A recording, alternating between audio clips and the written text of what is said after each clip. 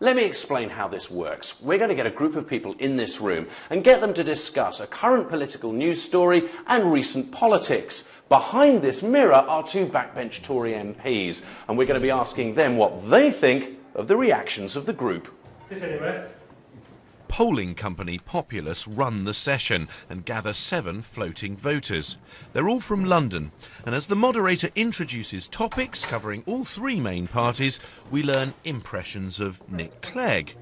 Initially, I would have said Nick Clegg sort of came with an edge, a little bit of an edge in terms of him kind of being a little bit dynamic, but now I can definitely put him in the dog's body bracket. Of the state of the economy.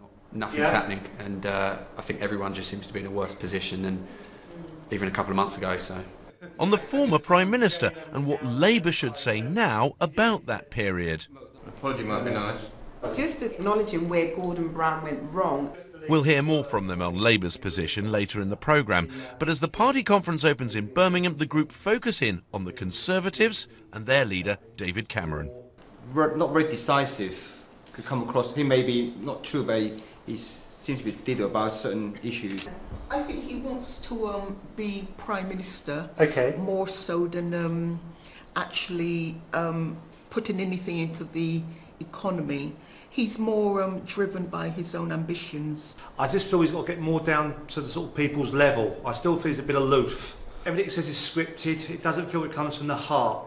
Really? Yeah, prime example like Boris Johnson. Like him or hate him, it's from the heart. Yeah? What is it that Boris Johnson has got that David Cameron doesn't then? He's very passionate, and that comes across. He's just a passionate person anyway, but he delivers.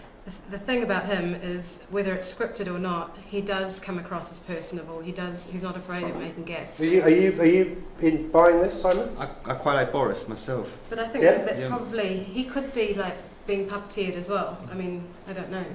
You obviously, you're not a Boris man or fan.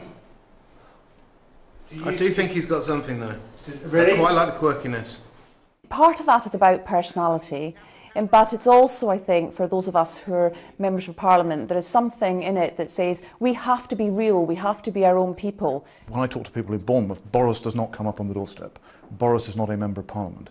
Boris cannot challenge the Prime Minister. They want the Prime Minister to get on to remorselessly deliver the promises that we have made. Do you know who that guy is? Up until this point, the Andrew Mitchell affair had not been raised. Is that the one with the policeman?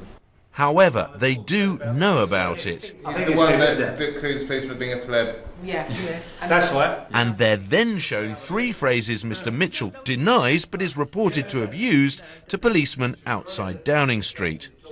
But it becomes clear swearing and the word pleb are not what bothers them most.